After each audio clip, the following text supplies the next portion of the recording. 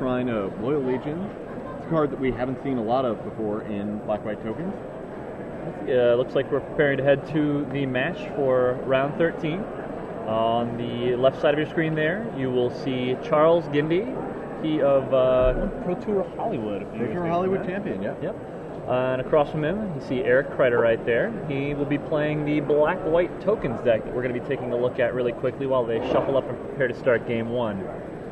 In addition to all of the token generators, you can see one of the things that's going to make this deck so powerful. He's running 4 copies of Honor the Pure, 4 copies of Intangible Virtue. These cards are incredibly powerful when you're already spitting out a massive number of creatures. Oh, definitely. You play a Lingering Souls, you have one of your Honor of the Pures or Intangible Virtues, all of a sudden you're making 4 power worth of flowers. You flash it back, that's another 4 power worth of flowers.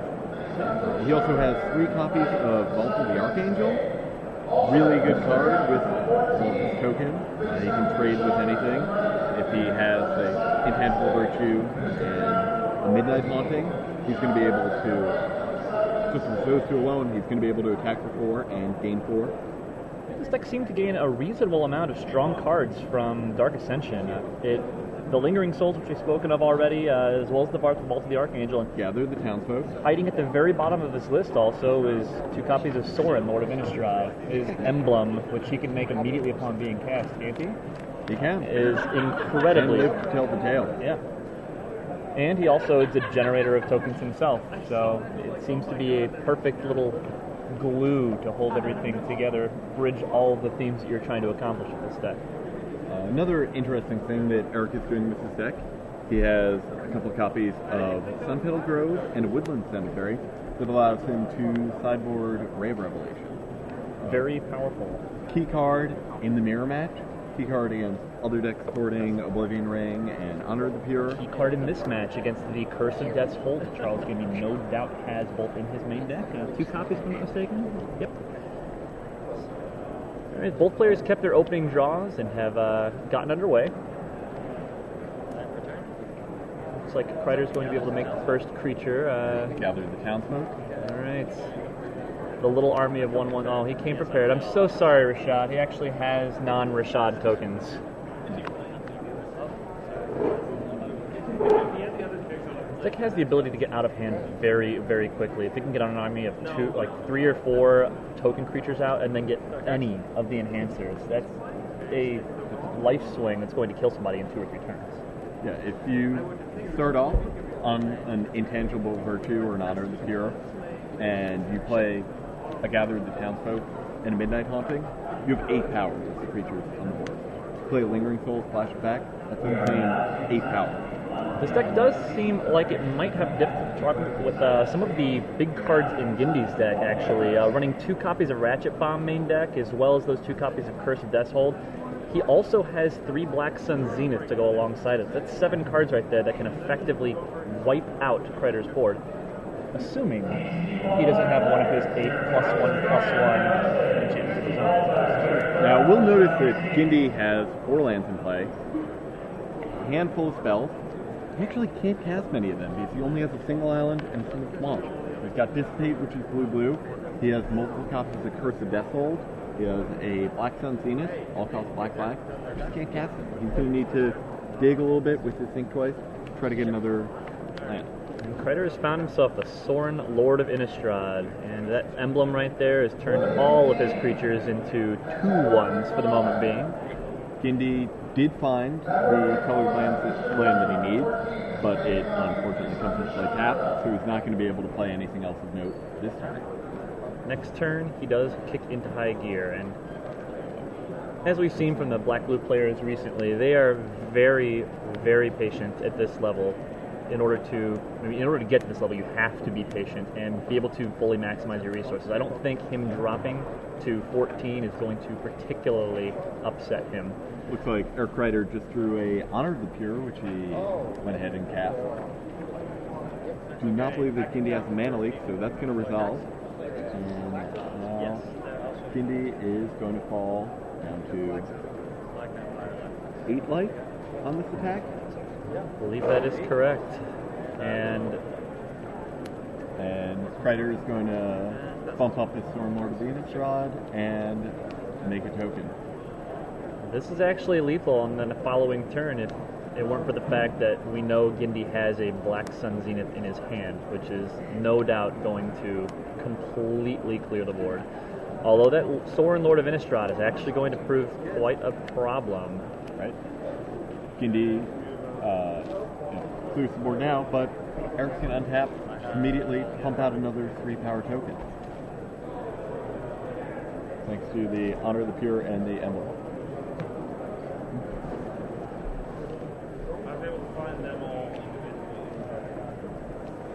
As we've seen and talked about in previous Black-Blue control matchups, one of the worst things that they can face a lot of times is going to be some manner of repeatedly creating a token creature. Anytime that you can create a creature without having to play a spell more than once, or just kind of let it sit out there and force them to react to it, it's going to create a problem for the Black-Blue control deck, especially because Planeswalkers are not one of their strong suits as far as removing. And Eric just made a token with his Storm Lord of Innistrad. It is a black token, so it's not going to get pumped by the Honor of the Pure, but it is going to get pumped by the Emblem.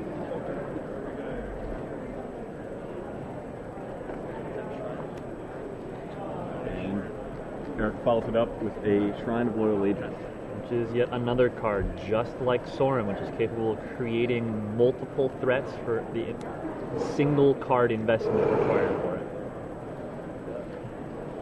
And there's the first big swing. Unfortunately, the Honor of the Pure is going to prevent any of the white creatures that KREITER is able to play from dying. It does, however, kill the black vampire that Sorin Markov is capable of creating. We see a Oblivion Ring sticking out of Eric's hand. That's a pretty solid... He might use that to try to take out the Curse of Deathhold before... No, he's not going to. He's just going to tick up his Sorin. Probably going to pass the turn, play a Midnight Haunting at the end of Gindy's turn. What do you think he's worried about as far as the Oblivion Ring goes? Interesting. He plays it post-combat, or at least post-picking up Sorin. Might have changed his mind after he made the play. He didn't want to... He realized that he could have done things a little bit differently. Okay. But even after making that step, he wanted, he realized, no, even now, the best play that I can do is to Oblivion Ring the Curse of Deathhold. Gotcha. Rather than sort of multiply, to build on the mistake, he moved forward, made the best play that he could at that point. And at this point, there really is only one permanent in Gindy's deck that really makes KREITER think, which is going to be that Karn Liberated. Most of the other... Ratchet Bomb is a one-time threat, and KREITER's going to be able to put himself in a situation where he's capable of forcing Gindy to blow it, and then more than likely be able to replenish his team. And it's not like the Consecrated Sphinx is that big a problem. If this was the deck running the Grave Titan instead of Consecrated Sphinx, things might be a little bit different, but even then, Oblivion Ring still just gets rid of the 6/6. The 2/2 still stick around. You see Gindy going to flashback a Sync twice, and in response, KREITER plays a Midnight Haunting. He's again representing lethal damage next turn.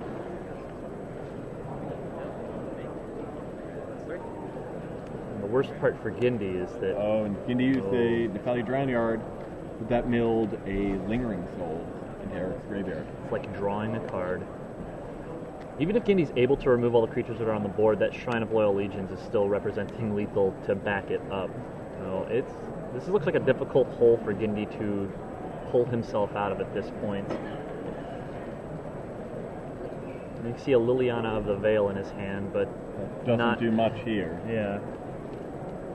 Seems to be less than optimal against the creature base deck. Another Lingering Soul, but still has that Sorin Lord of Innistrad and that Shrine of Loyal Legions that he needs to get past.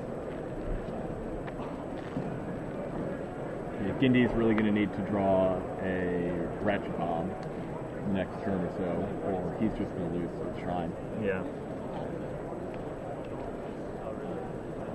needing to have an instant speed mass removal spell is a very tall order to place on a player.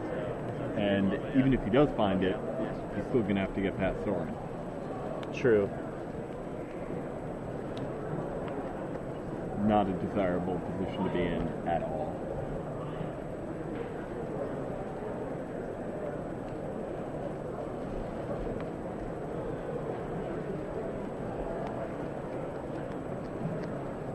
On paper, looking at these two decks right here, this seems to be one of those matchups that can be fairly bad, at least game one for the black-blue control deck. We haven't seen too many matchups that don't appear to be amazing for them. This definitely looks like one that provides them quite a problem. Right. The blue-black control deck has a ton of one-for-one answers, but one-for-one answers aren't great when your opponent's making 2 tokens at a time. In addition, one of the benefits of having the mass removal spells in the black-blue deck is usually your opponent's got to sink multiple resources into creating that army. That's not true for the black-white tokens deck. Nope, a single Midnight Haunting, a single Gather of the Townsfolk, that's going to represent a lot of damage. Especially once you get some of your modifiers like the Honor of the Pure online. Lingering Souls is particularly deadly because he gets it and he gets to flash it back for more tokens. Yes. Even able to neutralize the effects of Curse of Deathhold just by playing an Honor of the Pure or an Intangible Virtue. He's doing that for a fraction of the mana.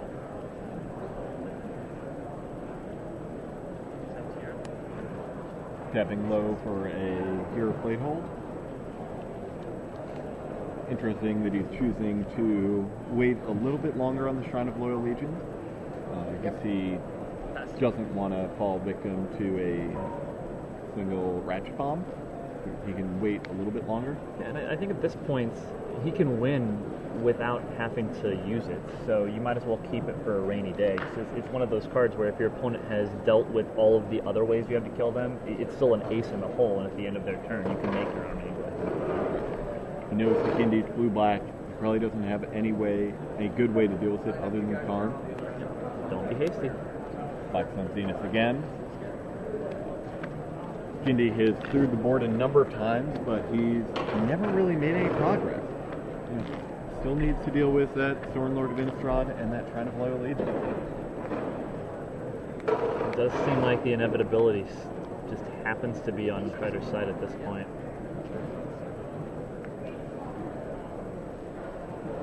Well, that Liliana's picking up. Yes, she is. Gindy can get the Liliana to 6. Use its ultimate. That could get him somewhere. Certainly to a better position than he's in right now. I'm not sure that Eric's going to give him that kind of time. Now, the one benefit that Gindy's had so far is that KREITER's been stuck on 4 lands, which is preventing him from both advancing his board state without activating the shrine and still being able to activate the shrine after, say, a Black Sun Zenith for 4 like we just saw. Right.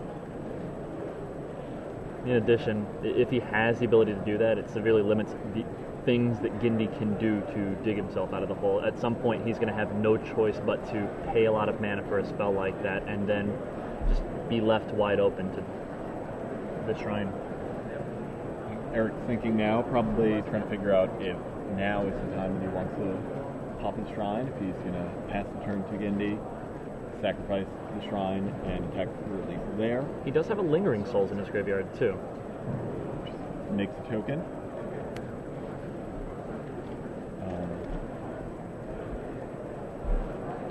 KREITER can now use Soren's ultimate ability and have it live to tell the tale, so it's unlikely that Liliana is going to get a chance to go off.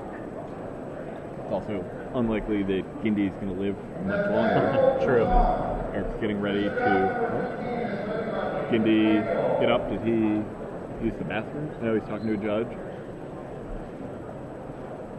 Every day Gindy is shuffling. Believe it or not.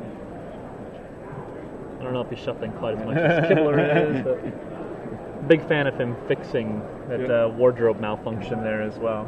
I mean, don't get me wrong. No, get me wrong, please. Sure. I'm curious to find out what he is asking right now. It looked like he was getting Oracle ruling on a card. The full card text of something in Eric's deck, no doubt.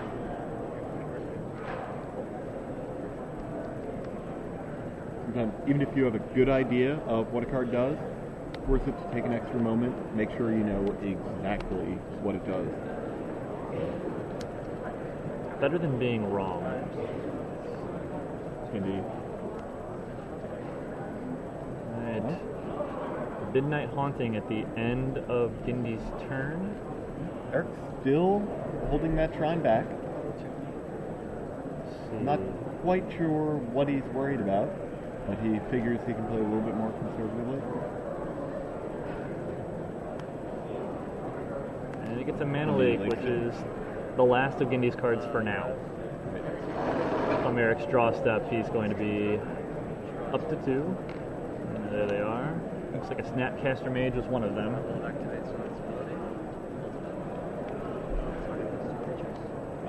And Eric uses Soren's ultimate, stealing Liliana and Consecrated Sphinx. He is now the proud owner of a source of card advantage. This is very, very bad for Gindy at this point. And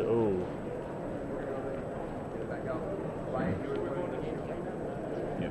Things were looking bad for Gindy a number of turns ago, and it's just gotten worse and worse at every turn since. yeah.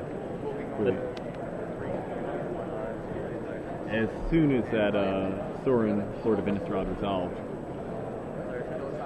really things have just gone further and further downhill for Gindy. Yeah, it's one of those cards that if it hits, it's really, really difficult for the Black Blue Control deck to deal with. I mean, they have no way to remove it other than Ratchet Bomb if it's in play. I guess Karn as well, yeah.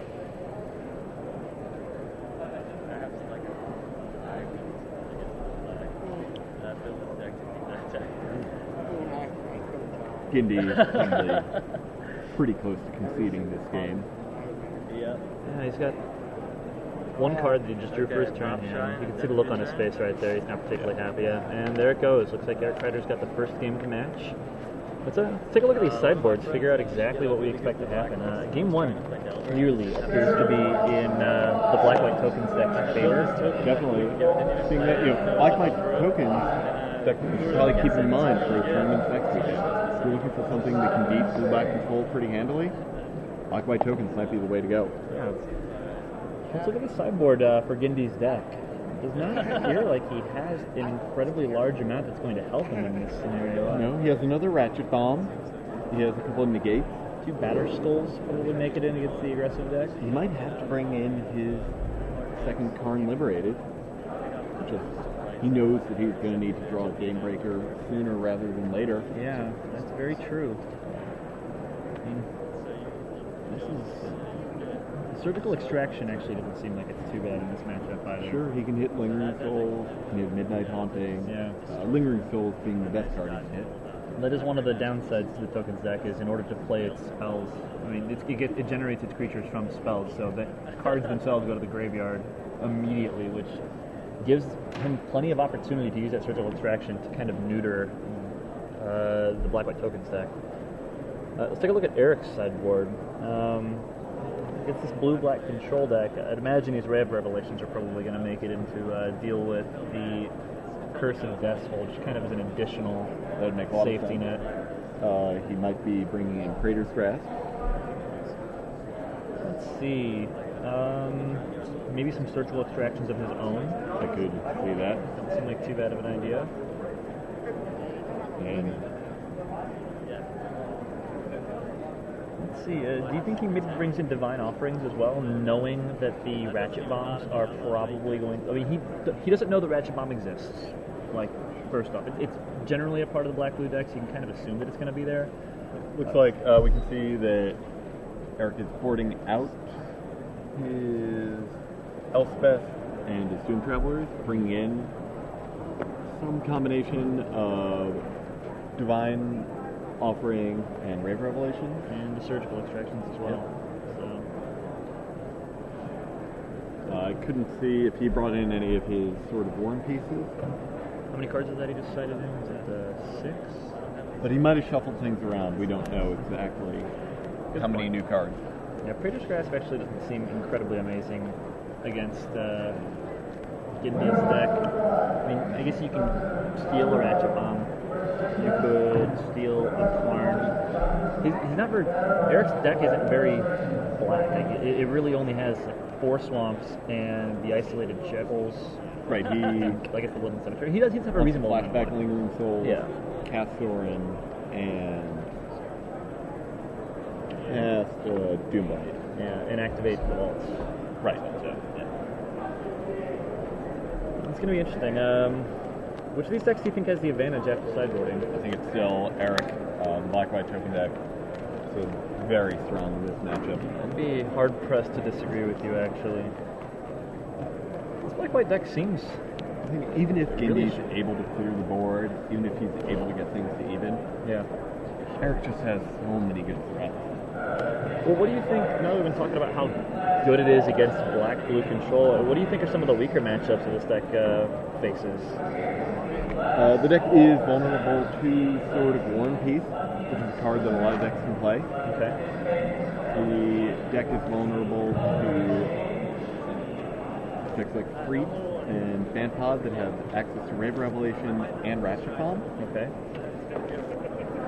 Anyone who can bring a quick Elishnorn into play, that can be pretty tough for them. So Reanimator decks, like we've seen Python play?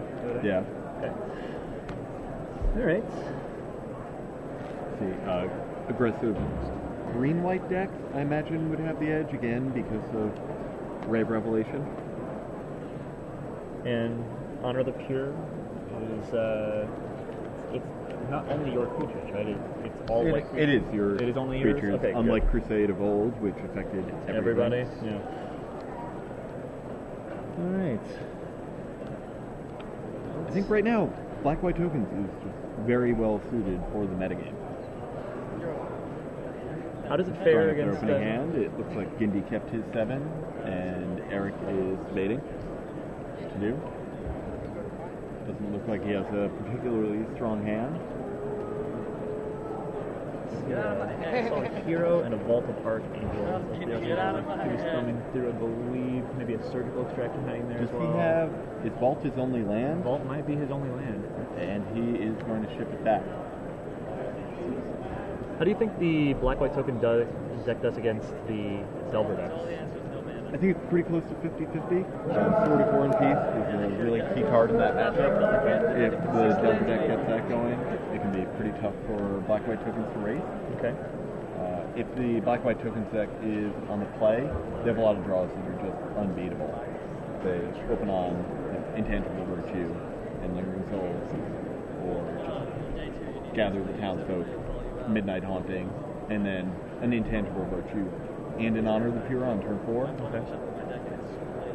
No, but it also seems, barring the Sword of War and Peace, you also have the Invisible Stalker you've got to worry about if they go to Bat Rat as opposed to the Delvers. One of the benefits of having all the tokens out there is you can, generally attack with a couple guys and still have chump blockers back behind, so you tend to just win races. But right, Geist of St. Trap, normally a very strong card in Blue-White Delver, not that strong against the token deck.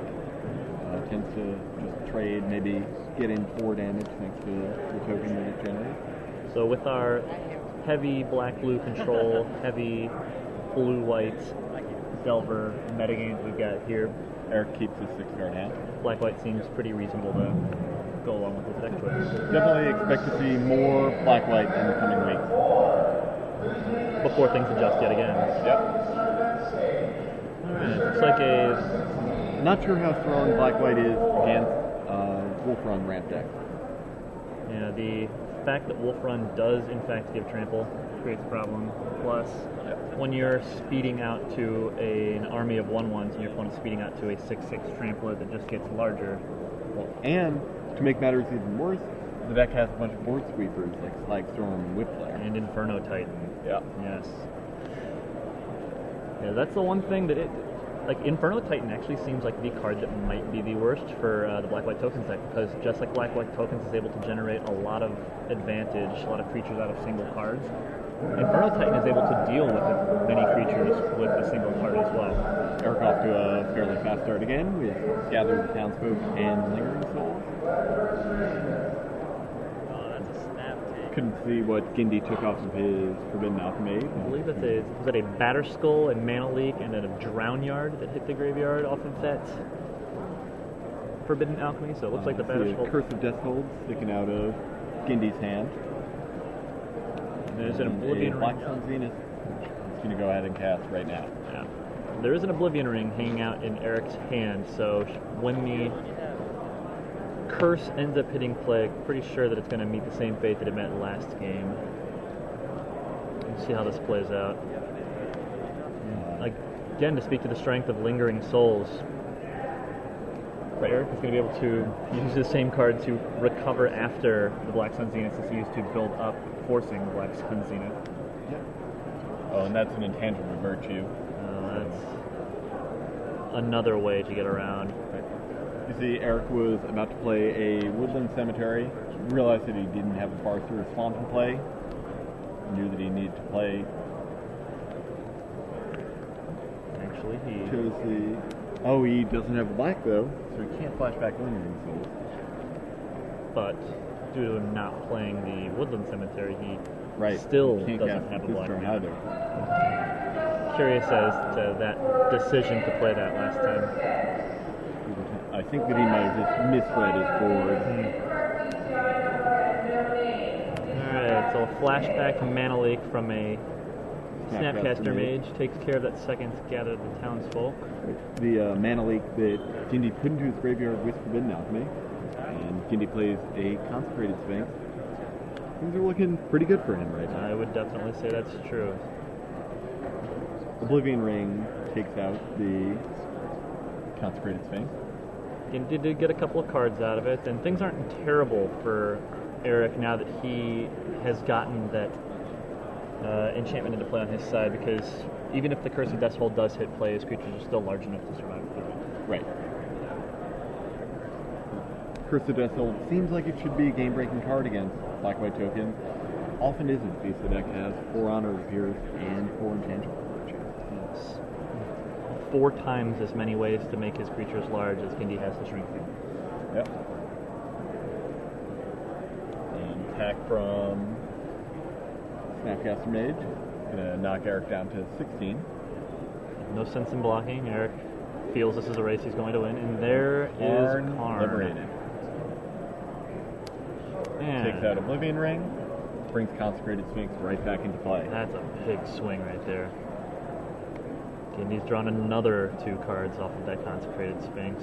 So now Eric needs to deal with Consecrated Sphinx and Karn.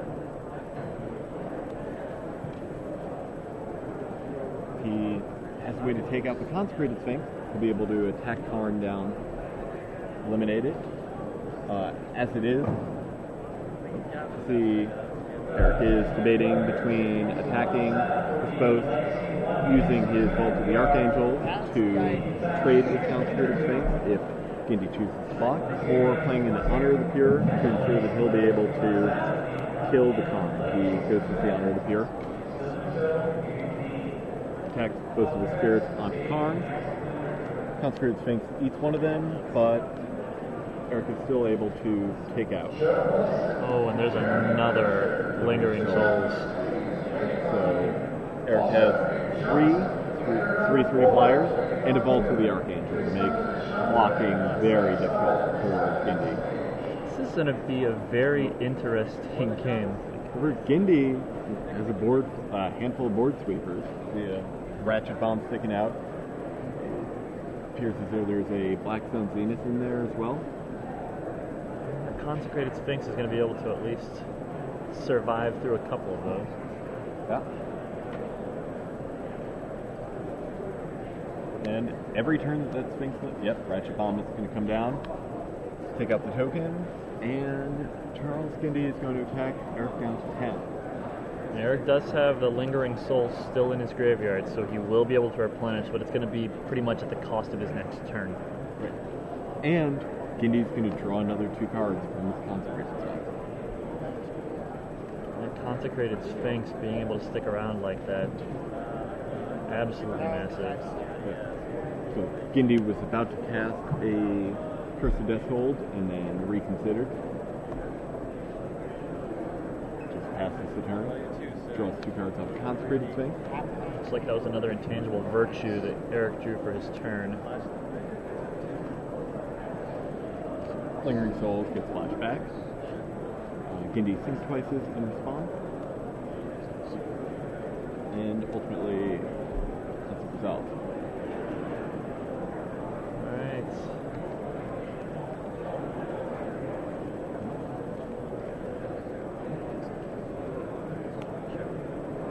At the end of Eric's turn, GINDY is going to flash back, sink twice, draw yet another card. Such a massive amount of cards to be able to draw.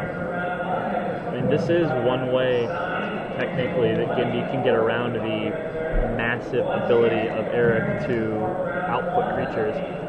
Drawing as many cards as he has a turn, he gets to draw into those mass removal spells. It'll be a Curse of Death Hold. That makes those creatures back down to 2/2s, which means they can't double block, team up on the Sphinx. And GINDY is going to attack in. So Ray of Revelation, which is going to get dissipated, remove it, exiling it from the game. Yep. But does not have the mana to cast the second one.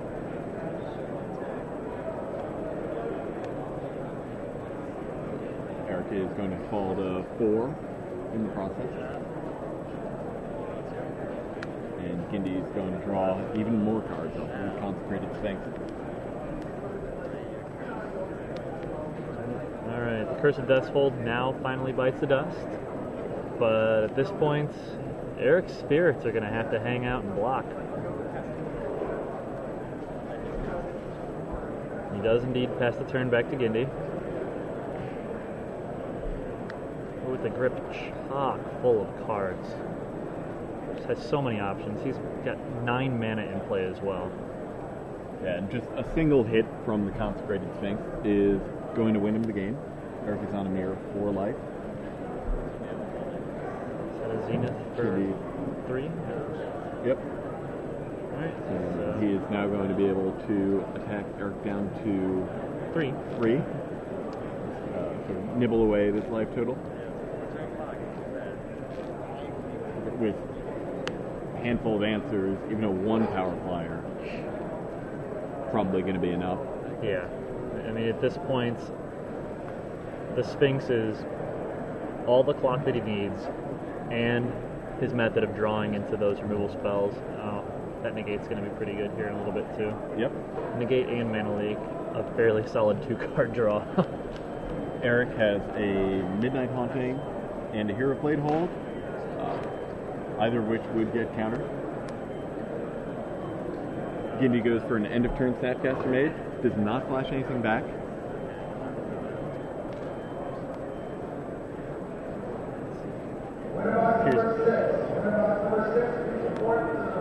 GINDY probably untapped before Eric was ready.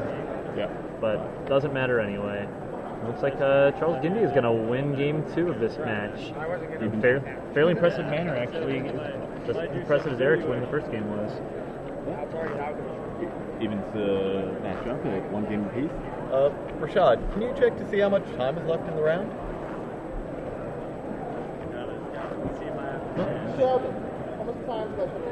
That was a good exercise in what Black Blue Control needs to do in order to make sure that it wins this match.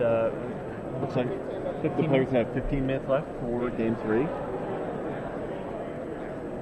Game 2 is over. That match, while I'll admit the Consecrated Sphinx is what ultimately won it for GINDY, that Karn, what does he have in his deck to deal with the Oblivion Ring other than Karn? Yeah. His second Karn. Yeah. So, one of the 2 Karns hit play. I guess he has Ratchet Bomb, but it's not going to do it in time. No. And even after that, GINDY played the Karn, took out the Oblivion Ring, Eric needed to continue expending resources to take out Karn. If I don't have the raise, Lost the token, Chris is good.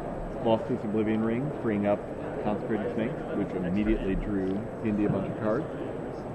And he had to spend a turn playing another 50% forget to use the intangible virtue or the honor of the hero. And he just ate a lot of Eric's time that game. Yep. And that's how you win the game. I'm hoping you go to 5. It's also interesting, you can see still in the ticker at the bottom, GINDY ended that game at 18 life, and he's not playing life games, so he just managed to completely clear Eric's board on multiple occasions through combinations of Black Sun Zenith, the Curse of Vessel. Well, the Curse of Vessel never actually cleared anything, and that Ratchet Bomb. It's a nice way to keep Eric on the back foot. If he can prevent that early thrashing. But now, Eric finds himself on the play again. Okay. Amazing how much the game can change based on which position you're in. This time, rather than having to sit back on those 4/1/1s and have them destroyed before they get to attack, he's going to get in for, it would have been 6 damage in place of just 2 this game. Right. And he would have had turns to play out his intangible virtue, play out his honor here, to make more tokens. It's not clear that GINDY ever gets that opportunity to play Karn. True. He gets to ask the questions a little faster. Eric, looking at his opening hand, See if he keeps keeps it. it. Seems pretty good. Looks like he has a bunch of token generators. GINDY decides to mulligan down to 6, and Eric is pumping the fist in celebration. Usually do that mentally, but, you know, nothing wrong with a little harmless fun. And I'm sure that GINDY's probably pumped the fist at more than one opponent over the years. But, yeah, it looks like that hand was a 1 swamp hand. Not exactly Gotta be honest. keepable quality. Right, even with 27 lands in GINDY's deck, he doesn't want to keep hands that are low on land. And he's on the draw as well, so it gives him an opportunity to sort of make up for the disadvantage of being down, but it's much better to just have that initial card quality. So now, in the second game, Eric opened on Gather the Townsfolk, Lingering Souls. Yes. Got to attack GINDY down to 18. Then was never able to put any pressure on GINDY from that point forward. GINDY always had the answers, always had ways to go over the top. Okay. I'm curious to see this game. If the situation arises like that, do you think that Eric... GINDY keeps a 6-card hand. Do you think that Eric had one of the Honor of the Pures or Intangible Virtues in his hand and might have been able to play that on the following turn instead of going for the Lingering Souls? I didn't see the contents of his hand, but that might have been a better move. All right, well, we see the townsfolk have been gathered, and they are immediately put to use, knocking GINDY down to 18. GINDY is showing Mana Leak mana, so Eric has decided to go ahead and pass his 3rd turn. Eric has a Midnight Haunting in his hand, but he's not going to cast it. No. He doesn't want to just walk into another Black Sun Zenith. The benefit he did in Game 2. And Midnight Haunting's an instant, so he can always just... All right, well, he is going to... Oh, wow. Oh, wow. That could Storm be Lord of big. Innistrad resolves. GINDY does not have Mana Leak, Negate, or Dissipate to deal with it. And, I mean, in addition to the fact that it resolved, the amount of information that Eric gets there lets him know that he is just safe. Might be a little less safe now, but... Oh, man. And Eric made an emblem and immediately attacked. Not sure that... And it worked out well for him, but I'm not sure that he wanted to attack with both of his tokens there. If GINDY has a Snapcaster Mage, he can immediately take out Sorin. That is a very, very good point. I'm also curious... Black Sun Zenith takes out the 2 tokens. I'm also curious considering the fact that he had a hero in his hand as well. Considering how important landing a Sorin can be in this matchup, whether it was better for him to lead with the hero or not, simply because he had no idea whether Gindy had any counterspells in his hand. It's a lot easier for Gindy to deal with the hero. He can have either a counter spell or a removal spell there. True. So I think that Eric wanted to just strike at the earliest opportunity. So you put Gindy on having a counter spell or not. Very good point. We saw in game 2, if he waits too long, things are just going to get out of control. Very true. And Gindy has another Black Sun Zenith, but all that he's doing is dealing with gather the townsfolk. Yep. And each turn, Eric gets to pick up the Sorin, gets to make more tokens. In fact, Eric might now cast a Midnight Haunting at the end of Gindy's turn, get him another good attack. It's part of the reason he's perfectly content simply not playing it. Just wait until after a board sweeper and then play it at the end of the turn. Gindy's only instant speed removal, like mass removal, is the Ratchet Bomb, which Eric's going to be able to see kind of a mile away. Midnight Haunting does resolve. And Eric is going to attack Gindy down to 10 before making another token of Sorin. Yeah. Passing the turn.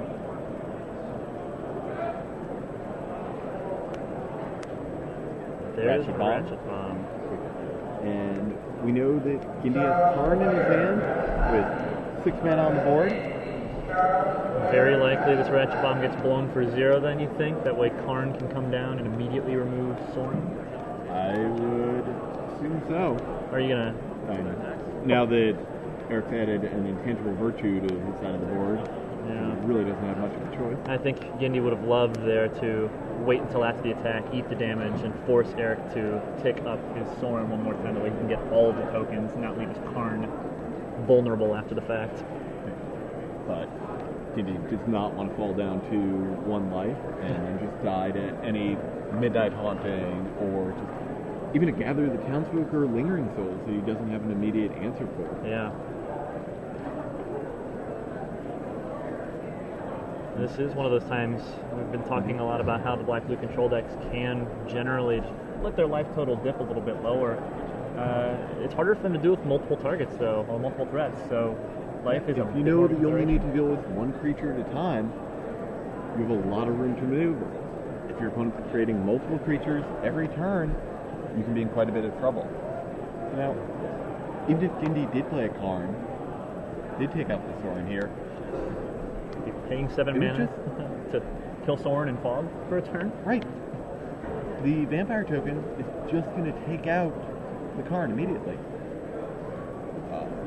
It gets pumped up by the emblem, and it gets pumped up by Intangible Virtue. What? While the black token does not get pumped by Honor of the Field, it gets boosted up by every other effect that Eric has in his deck. I don't see that Gindy really has a choice right now, though. Is that a Batter Skull? Alright, Gindy has a choice right now. Oh, the lifelink is going to... It's true that Gindy didn't even have a 7th land yet. that's another... So, Eric keeps ticking up his Sorin. Being able to have a 3-2 every single turn for nothing.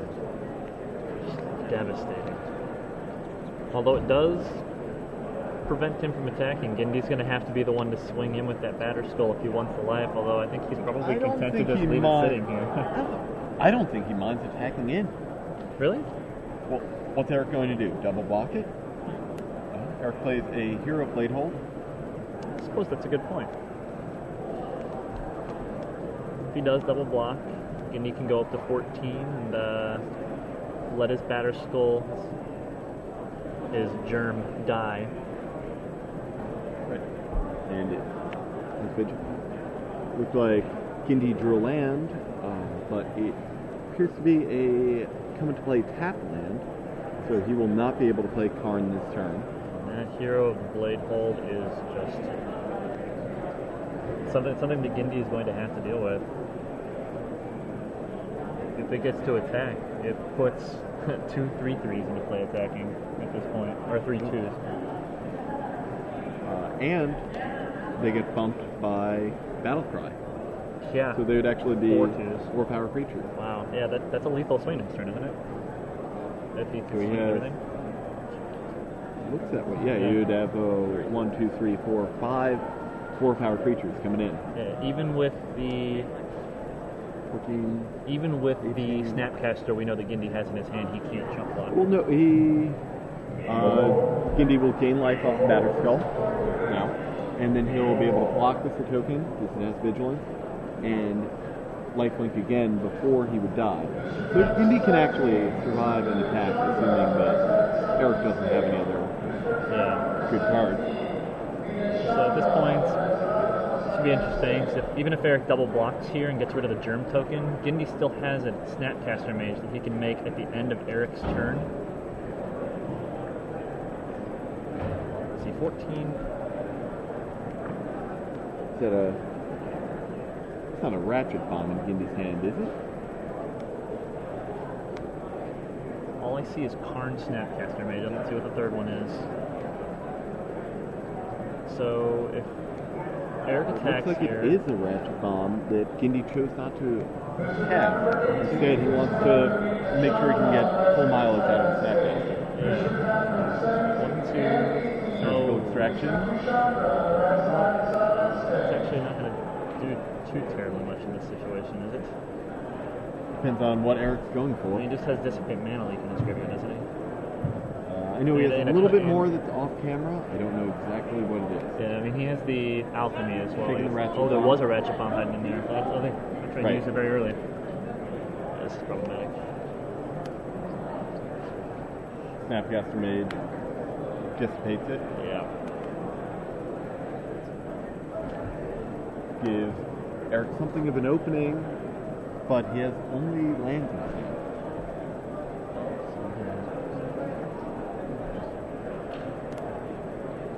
Ticks up his story. And doesn't look like Eric's planning on attacking here, but he still has an opportunity to. 1, 2, 3, 4, 5, 6, 7, 8, 9, 10, 11, 12, 13, 14. Yeah. So, Attack would not be lethal, No, but it even- would get Gindy pretty low. yeah, even if he'd made an emblem instead of Right. creating a guy, we'll still left Gindy at 2.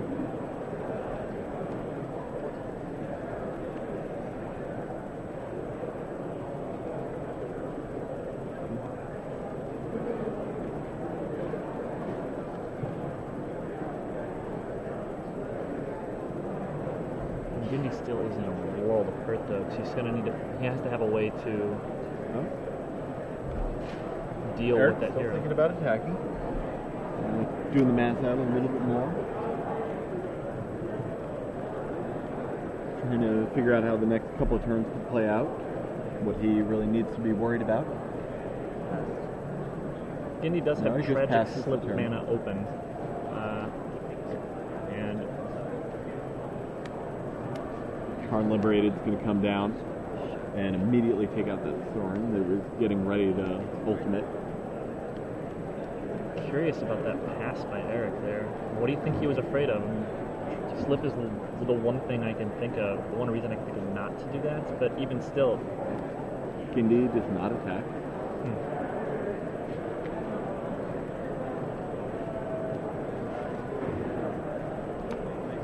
So I'm not quite sure. He might just be worried about Gindy blocking this Batter Skull, then being able to return it and reload it. Yeah. If he has any sort of sweeper, he might have.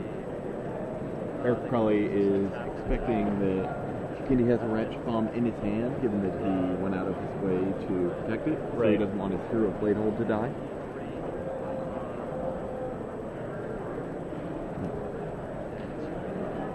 Eric now has enough ammunition to kill off the Karn.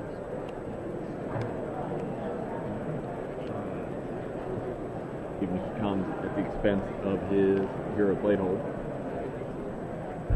Suddenly, Gindy is very much in the driver's seat. He's got a Ratchet Bomb that he can use to wipe the board. He can bring back his Batter Skull. Eric doesn't have any lingering. He doesn't have any lingering souls in his graveyard either. So Yeah. That's time though. Eric did just draw a Shine Loyal Legions, looks like. So this being turn. I don't have any idea how Eric is going. Let's double check. Rashad, can you check to see if they're in extra turns right now? Alright, well, GINDY does go ahead and blow the Ratchet Bomb, clearing away the creatures that currently exist on the board, and he's going to pick his Batter Skull back up. We're having Rashad check to see if the players are in fact in extra turns. If they are. Turn 1 of 7. Okay, so Turn 1 of 7 extra turns. I guess it had a brief time extension. That's lovely. A slow play warning, which gave them an extra couple turns. the Batter Skull comes back down, re-equipped at this point, and yeah, if my glance at Eric's hand last time was right, Eric has only lands in his hand. Yeah. Does not look like either of these players are going to be able to win this match. Yeah.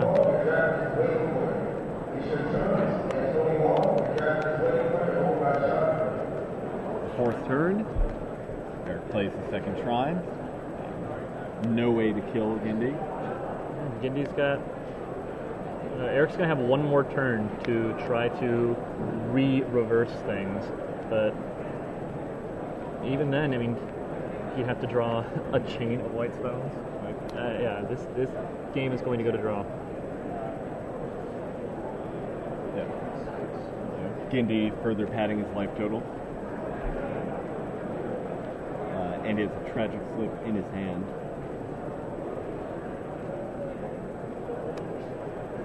Another Karn.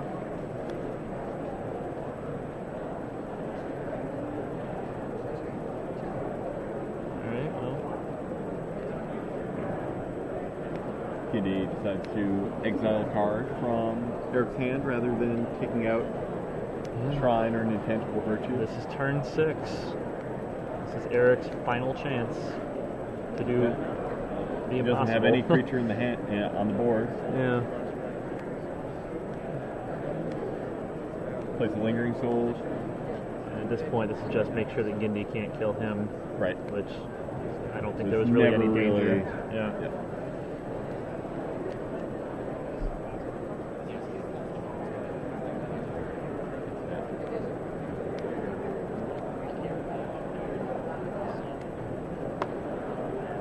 I think I have to wait for next turn. Two players going through the motions at this point. Yeah, this would have been an interesting game to continue to watch, actually, because at this point, things look like they're probably in Eric's advantage with a double shrine in play. Now I But don't. Now I don't. it's hard to say. But GINDY also made plays that allowed the game to get to that point. Exactly. He definitely would have done things differently had he not been concerned about time. For example, Karn might have eaten a shrine of Will. And that is a draw. All right, and with that, Charles GINDY and Eric KREITER go to a draw here in round 13. So GINDY still technically undefeated at 11-0-2. And KREITER's only suffered one loss, so He's now at 11-1-1. Still in excellent shape to make the top 8.